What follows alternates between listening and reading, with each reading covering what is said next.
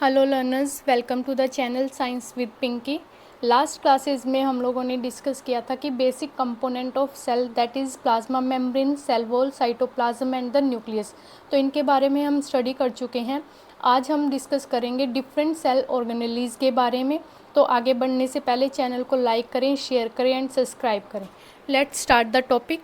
अब cell organelles देखो, जो सेल ऑर्गेनेलीज हैं, जैसे हम डायग्राम के अंदर देख सकते हैं कि जो हमारा सेल है उसके अंदर डिफरेंट कंपोनेंट्स हैं वो प्रेजेंट हैं। तो जो ये डिफरेंट कंपोनेंट्स हैं, माइटोकॉन्ड्रिया है, पेरोक्सिसोम है, राइबोसोम्स हैं, लाइसोसोम्स हैं, एंडोप्लाज्मिक रेटिकुलम है, वैक्यूल है, गोल्जी apparatus है, ठीक है। ये सब हमारे क्या हैं, सेल ऑर्गेनेलीज के अंदर आते हैं। तो जो सेल ऑर्गेनेलीज हैं वो क्या हैं, स्पेशलाइज्ड स्ट्रक्चर होते हैं, ठीक है। विद इन द सेल जो क्या करते हैं, स्पेसिफिक फंक्शन है वो परफॉर्म करते हैं, ठीक है। हम सेल को हमारी बॉडी की तरह कंसीडर करते हैं, ठीक है। जैसे हमारी बॉडी के अंदर डिफरेंट ऑर्गन्स प्रेजेंट है, जैसे हार्ट का काम है ब्लड को पंप करना, किडनीज़ का काम है एक्सक्रीशन के अंदर, इंटेस्टाइन का काम है डाइजेशन के अंदर। तो जो हमारी बॉडी के अंदर डिफरेंट ऑर्गन्स प्रेजेंट है उनका काम है डिफरेंट, ठीक है। स्पेशल काम है, हर ऑर्गन का एक स्पेशल काम है। तो सेम जो भी सेल ऑर्गेनेलीज प्रेजेंट है सेल के अंदर, उन सब का अपना एक स्पेशल फंक्शन है वो होता है, ठीक है। तो ये सारे कंपोनेंट मिलके क्या करते हैं, सेल की फंक्शनिंग को रेगुलेट करते हैं, मेंटेन करते हैं, जिसकी हेल्प से जितनी भी लाइफ प्रोसेसेस हैं वो पॉसिबल हैं, ठीक है। तो जो सेल ऑर्गेनेलीज हैं वो क्या हैं, हमारी डिस्टिंक्ट एंटिटीज़ हैं। वो क्या करती हैं, इनसाइड द सेल मिलती हैं और उनका एक पर्टिकुलर रोल होता है, जैसा हर एक ऑर्गन का हमारी बॉडी के अंदर होता है, ठीक है। तो जो सेल ऑर्गेनेलीज हैं वो डिफरेंट टाइप की हो सकती हैं, किस बेसिस के ऊपर, कि जो उनके अंदर मेम्ब्रेन प्रेजेंट है उस बेसिस के ऊपर सेल ऑर्गेनेलीज को हम 3 पार्ट्स के अंदर डिवाइड कर सकते हैं।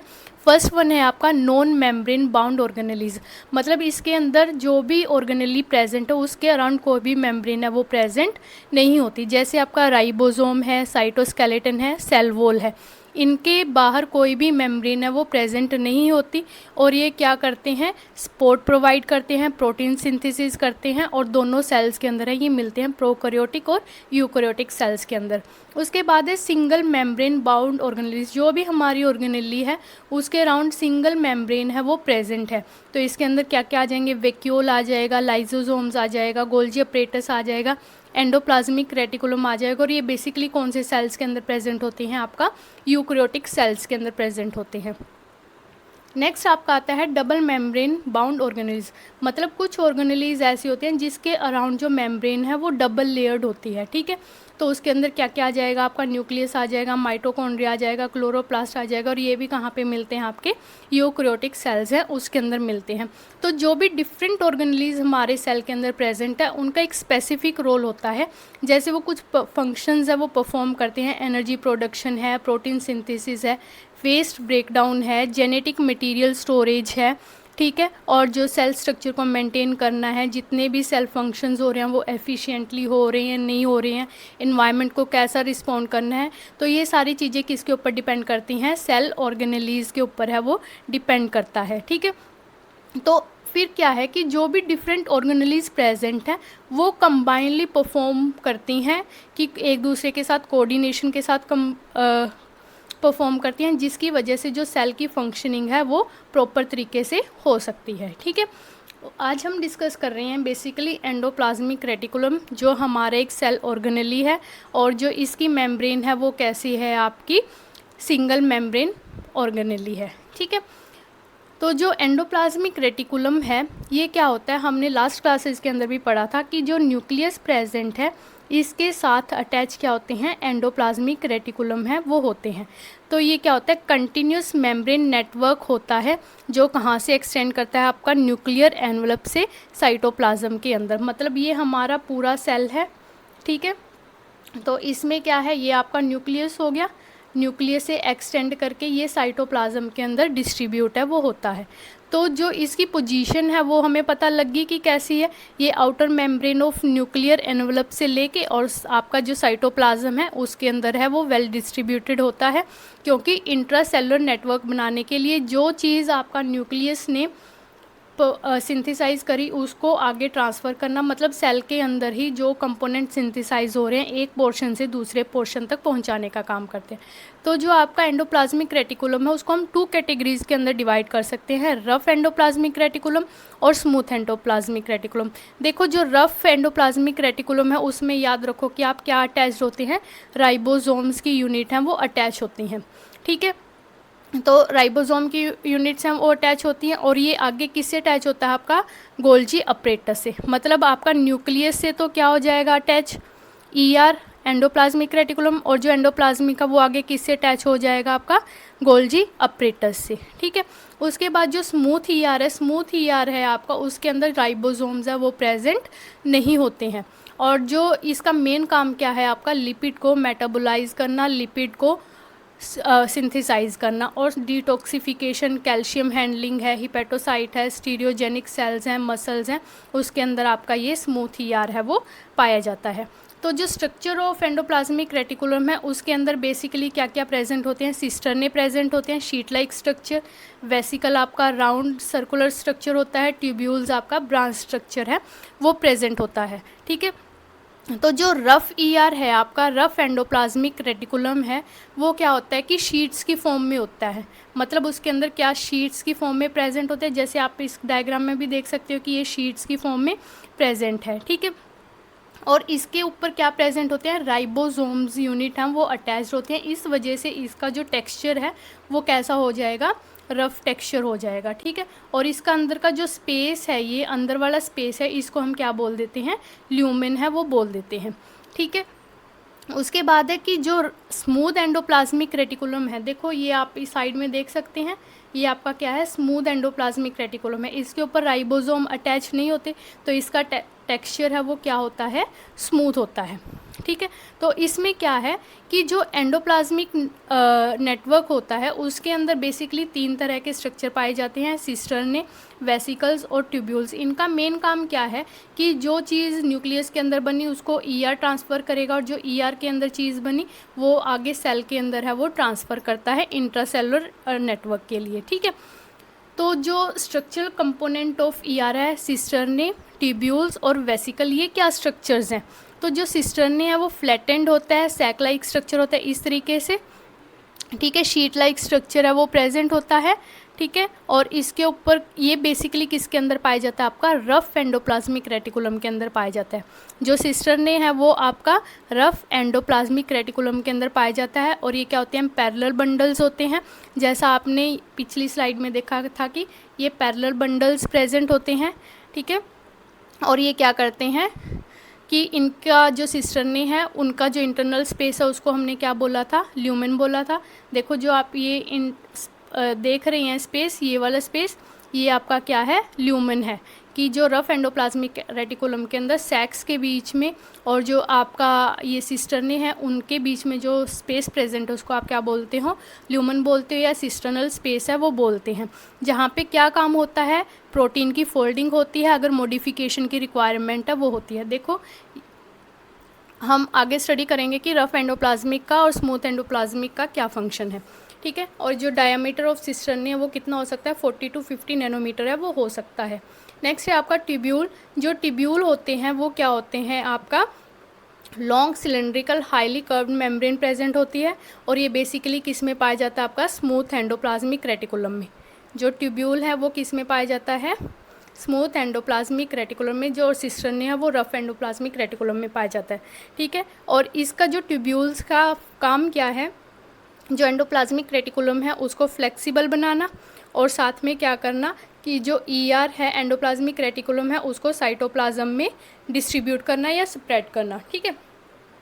और जो ट्यूब्यूल्स है उसका और काम क्या है कि जो इंट्रासेलुलर ट्रांसपोर्ट है उसको फैसिलिटेट करना, मतलब जो सेल के अंदर ही ट्रांसपोर्टेशन हो रही है उसको फैसिलिटेट करने का काम कौन करता है, ट्यूब्यूल्स करते हैं।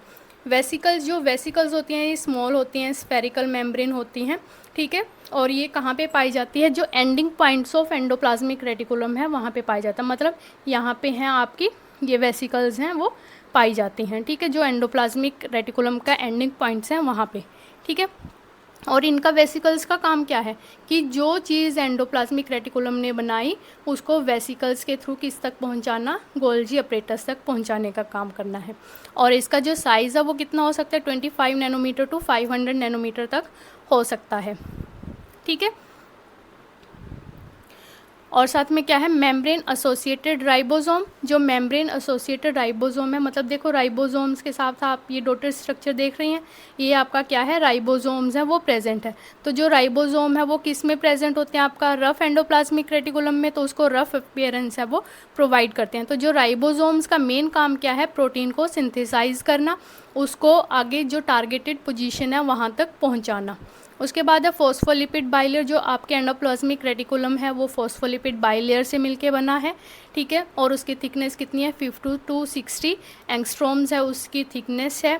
ठीक है, और ये कहाँ से स्टार्ट होता है आपका, हमने देखा कि जो न्यूक्लियस है वहाँ से स्टार्ट है, ये एंडोप्लाज्मिक रेटिकुलम है वो होता है। और क्या होता है इसके अंदर, जो खाली स्पेस है उसको हमने ल्यूमेन बोला, और इस वजह से जो कंपार्टमेंटलाइजेशन है वो बन जाती है। अब देखो जैसे ये ल्यूमेन है, ये इसकी कंपार्टमेंट हो गया, ये इसका कंपार्टमेंट हो गया, मतलब सेल एंडोप्लाज्मिक रेटिकुलम के अंदर ही डिफरेंट कंपार्टमेंट्स हैं वो बन जाते हैं with the help of lumen. Nuclear envelope connection, देखो जो एंडोप्लाज्मिक रेटिकुलम है हमारा वो न्यूक्लियस के साथ है वो कनेक्टेड होता है। ठीक है, तो जो न्यूक्लियस के अंदर कंटेंट बनेगा वो आपका एंडोप्लाज्मिक रेटिकुलम तक जाएगा, एंडोप्लाज्मिक से आपका वेसिकल्स के थ्रू किस तक जाएगा, गोल्जी अपरेटस तक है वो जाएगा। ठीक है, तो देखो जो एंडोप्लाज्मिक रेटिकुलम है वो हमारा 2 टाइप्स का है, एक आपका है स्मूथ एंडोप्लाज्मिक रेटिकुलम और दूसरा है आपका rough endoplasmic reticulum. Smooth endoplasmic reticulum का मतलब है कि इसके अंदर जो राइबोसोम्स हैं वो प्रेजेंट नहीं होते। ठीक है, राइबोसोम प्रेजेंट नहीं होते तो जो टेक्सचर है इसका क्या हो जाएगा, स्मूथ हो जाएगा। ठीक है, तो इस वजह से इसको हम क्या बोलते हैं, स्मूथ एंडोप्लाज्मिक रेटिकुलम बोलते हैं। और इसके अंदर क्या होते हैं, वेसिकल्स हैं और ट्यूबुलर मेम्ब्रेन है वो प्रेजेंट होता है। ठीक है, जो रफ एंडोप्लाज्मिक रेटिकुलम है उसके अंदर क्या प्रेजेंट होता है, जो राइबोसोम है वो प्रेजेंट होता है। ठीक है, इस वजह से इसका जो टेक्सचर है वो क्या हो जाएगा, आपका रफ हो जाएगा, इसलिए हम इनको क्या बोलते हैं, रफ एंडोप्लाज्मिक रेटिकुलम है वो बोलते हैं। और साथ में इसमें क्या प्रेजेंट है, आपके सिस्टर्ने हैं वो प्रेजेंट है। ठीक है, तो जो स्मूथ एंडोप्लाज्मिक रेटिकुलम है इसके बारे में डिटेल में स्टडी करते हैं कि जो स्मूथ एंडोप्लाज्मिक रेटिकुलम है वो कहाँ पे पाए जाते हैं और उनके फंक्शंस है वो क्या है। तो जो स्मूथ एंडोप्लाज्मिक रेटिकुलम है उसमें क्या है, इंटरकनेक्टेड ट्यूब्यूल्स और जो वेसिकल्स हैं वो प्रेजेंट होते हैं विदाउट राइबोसोम, मतलब इसके अंदर राइबोसोम है वो प्रेजेंट नहीं होता। आप यहाँ पे भी देख सकते हैं जो ये लॉन्ग इलोंगेटेड स्ट्रक्चर हैं ये आपके क्या हैं, ट्यूब्यूल्स हैं। ठीक है, और इनके जो बेस इंटरनल स्ट्रक्चर है उसको आप ल्यूमेन बोलते हो। तो जो इसकी जो मेम्ब्रेन है वो डबल लेयर्ड है। ठीक है, तो ये बाई लेयर के अंदर आएगा आपका। और जो इसके फंक्शंस हैं वो क्या क्या हैं, लिपिड सिंथेसाइज करना। देखो इसकी करैक्टरिस्टिक, एक तो राइबोसोम प्रेजेंट नहीं है, दूसरा इसका काम क्या है, लिपिड को सिंथेसाइज करना। ठीक है, और साथ में डिटॉक्सिफिकेशन करना, जो बॉडी के सेल के अंदर हार्मफुल सब्सटेंसेस हैं उनको बाहर निकालना, और अदर मेटाबॉलिक प्रोसेसेस हैं वो स्टडी करना। ठीक है, और इसके फंक्शंस में सबसे पहला फंक्शन तो यही आ जाएगा कि सिंथेसाइज लिपिड, जैसे आपका फॉस्फोलिपिड है, कोलेस्ट्रॉल है, इनको सिंथेसाइज करना। ठीक है, जो आपका मेम्ब्रेन फॉर्मेशन में हेल्प करता है। दूसरा काम क्या है इसका कि स्टेरॉयड हार्मोन को प्रोड्यूस करना। थर्ड काम क्या है कि आपका जो ग्लाइकोजन है उसको मेटाबोलाइज करना, उसको सिंथेसाइज भी करता है और ये ब्रेक डाउन भी करता है। जो हमारी बॉडी के अंदर हार्मफुल सब्सटेंसेस हैं, सेल के अंदर हार्मफुल ड्रग्स है या हार्मफुल सब्सटेंसेस हैं, उनको डिटॉक्सिफाई करना बाय मेटाबॉलिक बाय प्रोडक्ट्स के थ्रू ये सेल से बाहर निकाल देता है। ठीक है, और जो कैल्शियम आयंस होते हैं जो आपका इम्पोर्टेंट रोल प्ले करता है क्रूशियल मसल कॉन्ट्रैक्शन के अंदर, उनको स्टोर करता है और रेगुलेट करता है। और जिन सेल्स, जिन एंडोप्लाज्मिक रेटिकुलम के अंदर कैल्शियम आयन मिलता है उसको आप क्या बोलते हो, सैक्रोप्लाज्मिक रेटिकुलम है वो बोलते हो। और ये बेसिकली कहाँ पे पाया जाता है, मसल सेल्स के अंदर पाया जाता है। ठीक है, नेक्स्ट है जो इसने लिपिड को सिंथेसाइज करा उसको ट्रांसपोर्ट करने का काम भी कौन करेगा, आपका जो इसके अंदर वेसिकल्स प्रेजेंट हैं एंडोप्लाज्मिक रेटिकुलम के अंदर, वो कहाँ पे ट्रांसफ़र कर देगी उसको, गोल्जी अपरेटस के पास है वो ट्रांसपोर्ट कर देगा। तो जो स्मूथ ईआर है उसकी इम्पोर्टेंस क्या है, एक तो कि सेल मेटाबॉलिज्म के लिए, प्रोटीन सिंथेसिस के लिए, जो भी फिजियोलॉजिकल नीड्स हैं उसको पूरा करने के लिए, इन्वायरमेंट के अंदर के अडेप्ट करने के लिए, हार्मोन प्रोडक्शन के लिए, डिटॉक्सिफिकेशन के लिए और कैल्शियम सिग्नलिंग के लिए है। जो स्मूथ ईआर है वो इम्पोर्टेंट रोल है वो प्ले करता है। तो जो स्मूथ एंडोप्लाज्मिक रेटिकुलम है वो किन किन चीज़ों से मिलके बना है? ट्यूबुलर नेटवर्क है, जैसे आप यहाँ पे डायग्राम के अंदर भी देख सकते हैं कि ये ट्यूब्यूल्स की फॉर्मेशन है वो हुई है, ठीक है। लैक ऑफ राइबोसोम्स हैं, इसके अंदर जो राइबोसोम्स प्रेजेंट है वो नहीं होते हैं। जो वेसिकल्स हैं, यहाँ पे जो इसका एंडिंग पॉइंट है यहाँ पे छोटी छोटी वेसिकल्स हैं वो प्रेजेंट होती हैं, ठीक है। जो आपका किस में स्कैटर्ड होती हैं, जो साइटोप्लाज्म है उसके अंदर वेल डिस्ट्रीब्यूटेड है वो होती है। और जो इसका काम क्या है कि जो चीज़ आपका लिपिड आपका स्मूथ एंडोप्लाज्मिक रेटिकुलम ने बनाया उसको साइटोप्लाज्म के अंदर ट्रांसफ़र करने का काम, ठीक है। Continuous membrane with rough endoplasmic, आप डायग्राम के अंदर भी देख सकते हैं कि जो स्मूथ एंडोप्लाज्मिक रेटिकुलम है वो आपका रफ एंडोप्लाज्मिक रेटिकुलम के साथ है वो अटैच्ड है। और जो मेम्ब्रेन थिकनेस है कि जो एसईआर की मेम्ब्रेन है, देखो ये डबल लेयर मेम्ब्रेन है, तो इसकी थिकनेस कितनी है 5 to 6 नैनोमीटर है वो है। और जो इसका ल्यूमेन है जो इन बिटवीन प्रेजेंट है तो वो क्या है, उसमें वेसिकल्स हैं और ये क्या करता है, लिपिड सिंथेसिस यहाँ पे होता है। और जो डिटॉक्सिफिकेशन रिएक्शन है वो आपकी सारी कहाँ पे होती है, ल्यूमेन के अंदर है वो होती है। डायनामिक एंड अडेप्टेबल, तो जो स्मूथ एंडोप्लाज्मिक रेटिकुलम है वो क्या बनाता है, न्यू ट्यूब्यूल्स बनाता है और जो पुरानी ट्यूब्यूल्स हैं उनको ख़त्म करता है। क्योंकि जो पुराने ट्यूब्यूल्स होते हैं वो उनका जो फंक्शनिंग है वो कम हो जाती है और जो नई ट्यूब्यूल्स बनती हैं वो किस तरीके से बनती है, आपका फ्यूज़न से, बडिंग से या फ्यूज़न से आपका इससे बनती हैं, ठीक है। और ये कौन रेगुलेट करता है, साइटोस्केलेटन। साइटोस्केलेटन मतलब जो आपका साइटोप्लाज्म के अंदर ट्यूब्यूल्स प्रेजेंट हैं वो इनको मेंटेन करने का काम करता है और जो शेप है और जो वॉल्यूम ऑफ सेलुलर नीड्स है उसको अडेप्ट करने के लिए आपका जो स्मूथ एंडोप्लाज्मिक रेटिकुलम है वो इम्पोर्टेंट रोल प्ले करता है। एसोसिएटेड विद साइटोस्केलेटन मतलब जो आपका स्मूथ एंडोप्लाज्मिक रेटिकुलम है वो आपका साइटोप्लाज्म के साथ है वो अटैच रहता है with the help of microtubules, ठीक है। उसके बाद है स्पेशलाइज्ड फॉर्म, जो आपका मसल सेल्स प्रेजेंट होते हैं उनके अंदर स्पेशल टाइप के एससीआर है वो प्रेजेंट होते हैं जो क्या करते हैं, कैल्शियम आयन को रिलीज़ करते हैं, स्टोर करते हैं जब भी आपका मसल कॉन्ट्रैक्शन है वो होता है, ठीक है। तो जो स्मूथ एंडोप्लाज्मिक रेटिकुलम है वो डिफरेंट रोल प्ले करता है in the cell. First one आपका क्या है, lipid and steroid synthesis, detoxification, calcium storage and transport within the cell, ठीक है। अब हम बात करते हैं रफ एंडोप्लाज्मिक रेटिकुलम। देखो रफ एंडोप्लाज्मिक रेटिकुलम है तो मतलब इसके अंदर क्या प्रेजेंट है, राइबोसोम्स हैं वो प्रेजेंट है, ठीक है। तो इसमें क्या है कि ये series of interconnected flattened sac cell cisternae, देखो हमने फर्स्ट स्लाइड्स के अंदर भी पढ़ा था कि इसके अंदर क्या प्रेजेंट होते हैं, parallel structure, sheet like structure present होते हैं जिसको हम क्या बोलते हैं, सिस्टर्नी हैं। जैसे आप यहाँ पे भी देख सकते हैं कि सिस्टर्नी हैं वो प्रेजेंट होते हैं, ठीक है। और इसके अंदर क्या होता है कि ये कंटिन्यूस फॉर्म है from the envelope of nucleus, की न्यूक्लियस के एनवलप के साथ है ये अटैच्ड होते हैं, ठीक है। जो राइबोसोम है, जो इसकी आउटर मेम्ब्रेन है रफ एंडोप्लाज्मिक रेटिकुलम की, उसके साथ है राइबोसोम है वो अटैच होते हैं जिसकी वजह से इसका टेक्सचर है वो क्या हो जाएगा, रफ है वो हो जाएगा। तो जो ये राइबोसोम अटैच हैं अगर इनको ज़रूरत है तो ये एंडोप्लाज्मिक रेटिकुलम के साथ तो अटैच हो जाएंगे और अगर नीड नहीं है तो ये डिटैच भी हो सकते हैं, ठीक है। तो जो फोल्ड्स है एक्सटेंसिव सरफेस ऑफ प्रोवाइड, मतलब जो ये एरिया है आपका, ठीक है, ये डिपेंड करता है, ये आपका छोटा भी हो सकता है बड़ा भी हो सकता है, किस लिए, प्रोटीन की सिंथेसिस एंड प्रोसेसिंग के लिए। देखो जो आपका एससीआर था उसका तो काम क्या था, लिपिड सिंथेसाइज करना, और जो आपका रफ एंडोप्लाज्मिक रेटिकुलम है उसका काम क्या है, आपका प्रोटीन को सिंथेसाइज करना, ठीक है। ये डिफरेंस याद रखना, क्वेश्चंस ऐसे ही आते हैं कि एससीआर का क्या काम है और आरईआर का क्या काम है, ठीक है। तो जो मेम्ब्रेन होती है वो साइटोस्केलेटन के द्वारा सपोर्ट की जाती है, मतलब जो आपका साइटोप्लाज्म के अंदर साइटोस्केलेटन प्रेजेंट है, माइक्रोट्यूब्यूल्स है, फाइब्रिलेज हैं, इनके साथ इसका जो शेप है वो सपोर्ट रहता है। तो इसके फंक्शंस क्या क्या हैं, फर्स्ट फंक्शन इसका है कि सिंथेसाइज प्रोटीन, ठीक है, और साथ में उसका सेक्रीशन। उसके बाद है न्यूली सिंथेसाइज्ड प्रोटीन को जो आरईआर का ल्यूमेन है, जहाँ पे देखो प्रोटीन तो इसने सिंथेसाइज कर दिया, अब ये किसके अंदर जाएगा, जो ल्यूमन प्रेजेंट है उसके अंदर जाएगा। वहाँ पे जो प्रोटीन है उसकी क्या होएगी, फोल्डिंग होएगी, और जो भी मॉडिफिकेशन की रिक्वायरमेंट है वो चीज़ आपका ल्यूमन के अंदर है वो होएगा।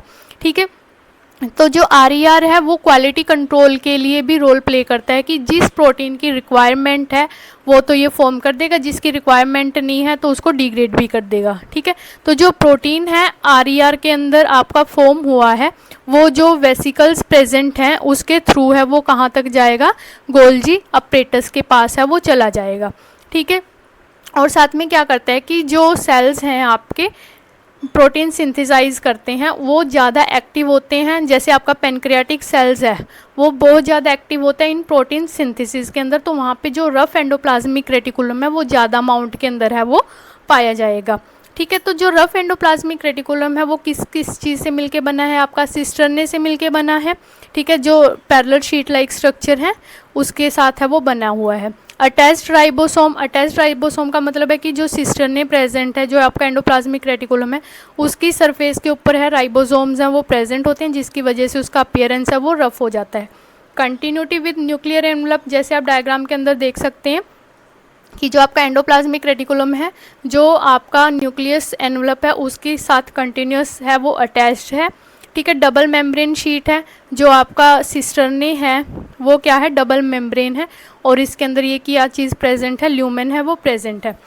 इसके अंदर बेसिकली स्ट्रक्चर्स क्या क्या हैं, आपका वेसिकल्स हैं और टिब्यूल्स प्रेजेंट है।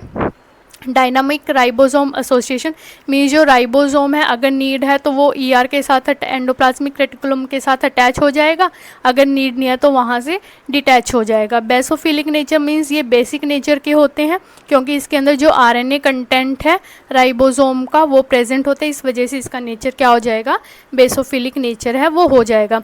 तो जो रफ एंडोप्लाज्मिक रेटिकुलम है उसका मेन काम क्या है, synthesising and processing proteins, different kind के प्रोटीन्स है वो बनाता है, जो सेल के फंक्शनिंग के अंदर इम्पोर्टेंट रोल है वो प्ले करता है। ठीक है, तो जो हमने रफ एंडोप्लाज्मिक रेटिकुलम और स्मूथ एंडोप्लाज्मिक रेटिकुलम पढ़ा है उसमें मेनली डिफरेंस क्या है आपको इस टेबल से क्लैरिफाई हो जाएगा। तो सबसे पहला क्या है कि जो राइबोसोम्स हैं वो अटैच्ड होते हैं रफ एंडोप्लाज्मिक रेटिकुलम में, लेकिन जो स्मूथ एंडोप्लाज्मिक रेटिकुलम होता है उसके अंदर जो राइबोसोम्स हैं वो अटैच नहीं होते। जो स्ट्रक्चर है उसके अंदर तो मेनली क्या आता है, आपका जो RER उसके अंदर तो सिस्टर्ने आता है, और जो आपका स्मूथ होता है उसके अंदर टिब्यूल्स और स्मॉल वेसिकल्स हैं वो आते हैं।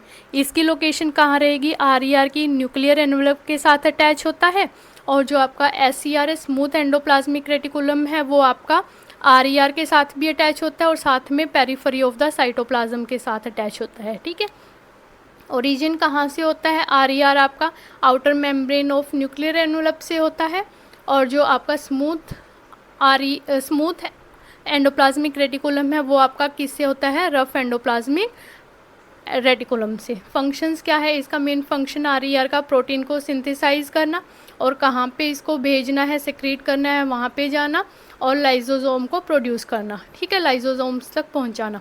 उसके बाद जो स्मूथ एंडोप्लाज्मिक रेटिकुलम है उसका मेन काम क्या है, लिपिड सिंथेसाइज करना, स्टीरॉयड फॉर्मेशन करना, फॉस्फोलिपिड है वो करना बनाना, और जो बॉडी में से डिटॉक्सिफिकेशन है वो करना, और साथ में जो कैल्शियम स्टोरेज है मसल सेल्स के अंदर उनको रेगुलेट करना। सेल्स के अंदर इनका क्या रोल है, ये लार्ज अमाउंट ऑफ प्रोटीन है वो प्रोड्यूस करता है, और ये आपका लिपिड प्रोड्यूस करता है, डिटॉक्सिफिकेशन करता है, हार्मोन प्रोडक्शन है वो करता है। राइबोफोरिन्स मीन्स राइबोसोम रिसेप्टर्स, अगर इसके अंदर राइबोसोम्स रिसेप्टर प्रेजेंट है तभी राइबोसोम है इसके साथ अटैच होता है, लेकिन इसके अंदर राइबोफोरिन्स है वो प्रेजेंट नहीं होते, इसलिए राइबोसोम इसके अंदर अटैच है वो नहीं होता। वेसिकल प्रोटेक्शन मतलब कि जो आपका इसने RER ने आपका प्रोटीन बनाया है वो गोल्जी अपरेटस तक पहुंचाने का काम कौन करता है, वेसिकल करता है। सेम आपका जो स्मूथ एंडोप्लाज्मिक ने लिपिड बनाया है उसको गोल्जी अपरेटस तक पहुंचाने का काम कौन करेगा, वेसिकल करेगा। तो होपफुली आपको जो सेल ऑर्गेनेली एंडोप्लाज्मिक रेटिकुलम है उसके बारे में सारी बातें क्लियर हो गई होंगी। अगर आपको कोई डाउट है तो कमेंट बॉक्स के अंदर आपका कमेंट लिखें, और इम्प्रूवमेंट के लिए भी सजेशन है वो दें। अगर आपको सेशन अच्छा लगा हो तो चैनल को लाइक करें, शेयर करें एंड सब्सक्राइब करें। Thank you.